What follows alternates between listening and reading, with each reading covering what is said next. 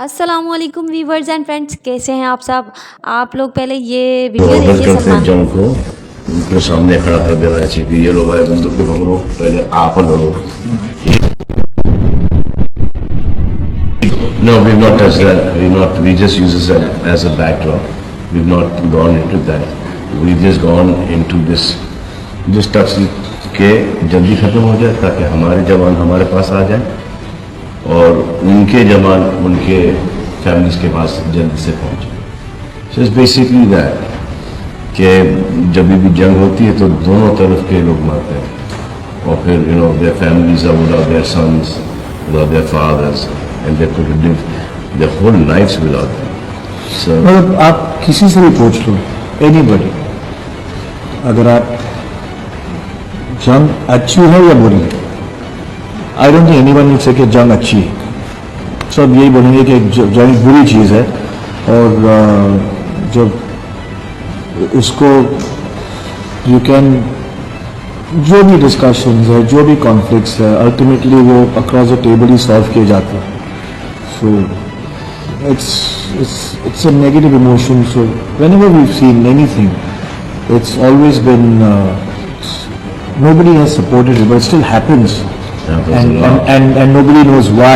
happens a lot. आज आप किसी को भी पूछ लो, I think जो ऑर्डर करते हैं जंग को उनको सामने खड़ा कर देना चाहिए कि ये लो भाई बंदूक पे पकड़ो, पहले आप लड़ो. एक दिन के अंदर बंद हो जाएगा. पैर कांपने शुरू हो जाएंगे, हाथ कांपने शुरू हो जाएंगे और सीधे टेबल पे आके जो भी डिस्कशन है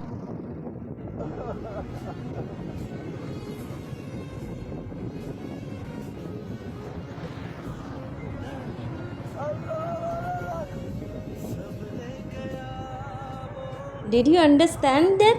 Lifetime ban for parents to see this humanity has no religion, no borders, is speechless. हमने माना कि शहादत एक बहुत बड़ा रुतबा है. ये देखें आप, ये देखें इस माँ की आंखों में आपको जो आंसू नज़र आ रहे हैं, क्या इनके जज्बात की भरपाई आप कर सकते हैं? इनके एहसास की भरपाई आप कर सकते हैं? माँ कोई भी हो, माँ ही होती है, चाहे वो इंडिया के फ़ौजी की माँ हो, गज़ा में जो शहीद हो रहे हैं उनकी माँ हो, पाकिस्तान में जो शहीद हुए हों उनकी माँ हो. तो माँ सिर्फ माँ होती है. यहाँ पर धर्म नहीं देखा जाता. कराची पोर्ट आग लगा दो, कराची में फूंक डालो पूरे शहर में. अगर हम इंडियन मीडिया की माने तो मेरा ये हाथ किसी इंडियन ड्रोन या रॉकेट हमले में जख्मी हुआ है.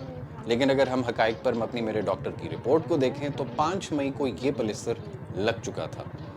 इंडिया की मिस इन्फॉर्मेशन और डिसइन्फॉर्मेशन जो हालिया दिनों में पूरी दुनिया ने देखी वो कोई नई बात नहीं है. मैं आपके सामने स्टैटिस्टा की पिछले साल की रिपोर्ट रखने जा रहा हूं जिसमें इंडिया पूरी दुनिया में मिस इन्फॉर्मेशन और डिसइन्फॉर्मेशन के लिहाज से पहले नंबर पे है.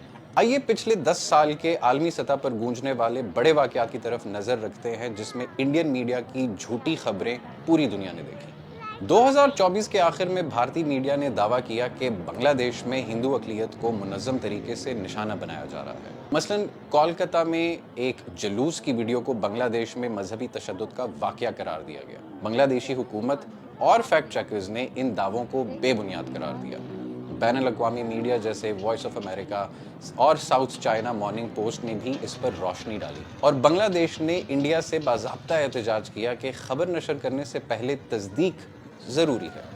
2023 में इंडियन मीडिया ने एक तस्वीर वायरल की जिसमें एक कब्र पर ताला लगा हुआ था और ये दावा किया गया कि पाकिस्तान में बेटियां मरने के बाद भी महफूज नहीं, इसलिए वालिदैन कब्रों पर ताला लगा रहे हैं. बाद में पता चला कि ये तस्वीर दरअसल इंडिया के शहर हैदराबाद की थी जहां एक पुरानी कब्र को दोबारा इस्तेमाल होने से रोकने के लिए ताला लगाया गया था. इस झूठे दावे पर पाकिस्तानी मीडिया ने सख्त रद्द-ए-अमल दिया और इसे इंडिया की जानिब से पाकिस्तान को बदनाम करने की कोशिश करार दिया. 2023 में ही इंडियन मीडिया ने यह दावा किया कि चीन ने नेपाल की सरजमीन पर कब्जा कर लिया है और नेपाल की वजारत ज़राअत की एक रिपोर्ट का हवाला दिया.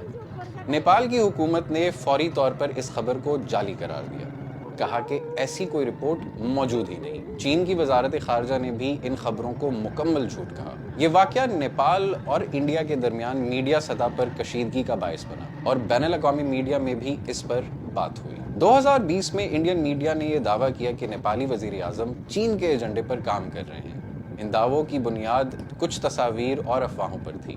نیپال کی حکومت اور میڈیا نے ان خبروں کو بے بنیاد اور پروپیگنڈا قرار دیا۔ 2020 میں بی بی سی اور یورپی ادارے ڈسانفو لیب نے ایک بڑے نیٹ ورک کا انکشاف کیا جو انڈیا سے چلایا جا رہا تھا اور عالمی سطح پر جعلی خبروں کے ذریعے پاکستان اور دیگر ممالک کو بدنام کر رہا تھا۔ اس نیٹ ورک میں سینکڑوں جعلی نیوز ویب سائٹس، فرضی این جی اوز اور جعلی اقوام متحدہ کے نمائندے شامل تھے۔ یہ نیٹ ورک کئی بین الاقوامی پلیٹ فارمز پر انڈین موقف کو فروغ دینے کے لیے استعمال ہوتا رہا، جس سے انڈین میڈیا کی ساکھ پر سوالات اٹھے۔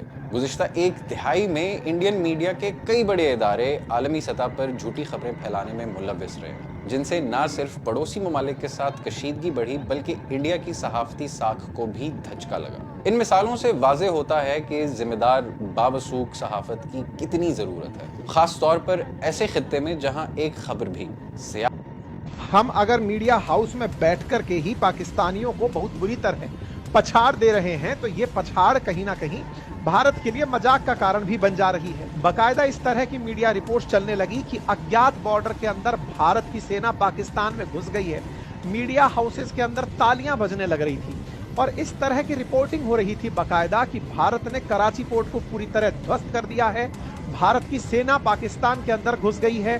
لوگ جو اس سمے پر نیوز دیکھ رہے تھے، جس سمے جموں کے اندر نیوز چل رہی ہے اور اس نیوز کے سمے آپ کو اس طرح کی نیوز دکھائی جا رہی تھی اور یہ نیوز آپ کو اس طرح کی نیوز دے رہی تھی کہ اب تو شاید بھارت نے پاکستان کے اندر پوری طرح انٹری کر ہی لی۔ جس طریقے سے انڈین میڈیا نے کام کیا ہے اس سے ہماری کھیکھی اور ہمارا مذاق ہی اڑ رہا ہے انٹرنیشنل کمیونٹی میں۔ انٹرنیشنل آبزرورز اور کامنٹیٹرز کہہ رہے ہیں کہ انڈین میڈیا پر اب بھروسہ نہیں کیا جا سکتا ہے، کوئی بھی ایسا چینل نہیں ہے جو اوتھینٹک نیوز دے رہا ہو، سب ٹی آر پی کے ہوڑ میں لگے ہوئے ہیں۔ 8 مئی کی رات جس طرح سے گودی میڈیا نے جھوٹی خبروں کا پرسارن کیا، جنتا کے بیچ افراتفری مچانے والی خبروں کا پرسارن کیا ہے، اسے لے کر ہر جگہ بات ہو رہی ہے کہ کیا یہی ہمارا میڈیا ہے؟ جس طرح سے جموں پر حملے اور کراچی پر قبضہ ہو گیا کہ خبروں کو پیش کیا گیا، اس سے ہر طرف بھرم پھیل گئی۔ گودی چینلوں نے سب سے پہلے وشوسنیتا کو ہی دھوست کر دیا تاکہ کسی کو سندے نہ رہے کہ خبر سچی بھی ہے۔ اتنا ہی کہوں گی، اگر یہ میری بات آپ لوگوں کے سمجھ میں آ جائے تو کھلونوں والی عمروں میں انہیں ہم موت کیوں بانٹیں، بڑے معصوم بچے ہیں تمہارے بھی ہمارے بھی، پڑوسی یار جانے دو، ہنسو اور مسکرانے دو، مسلسل اشک بہتے ہیں تمہارے بھی ہمارے بھی، بھلا اقبال و غالب کہاں بٹوارا ممکن ہے، یہ سانجے اثاثے ہیں تمہارے بھی ہمارے بھی، اگر نفرت ضروری ہے تو سرحد پر اکٹھے کیوں، پرندے داں چگتے ہیں تمہارے بھی ہمارے بھی، چلو مل کر لڑیں ہم تم جہالت اور غربت سے، بہت سپنے ادھورے ہیں تمہارے بھی ہمارے بھی، سنبھالیں ان کو مل جل کر سکھائیں فن محبت کا، بہت جوشیلے لڑکے ہیں تمہارے بھی ہمارے بھی، ادھر لاہور ادھر دلی کہاں جائیں گے ہم پارس، یہی 2-4 قصے ہیں تمہارے بھی ہمارے بھی۔ Rahman Pal. Thanks for watching. اللہ حافظ۔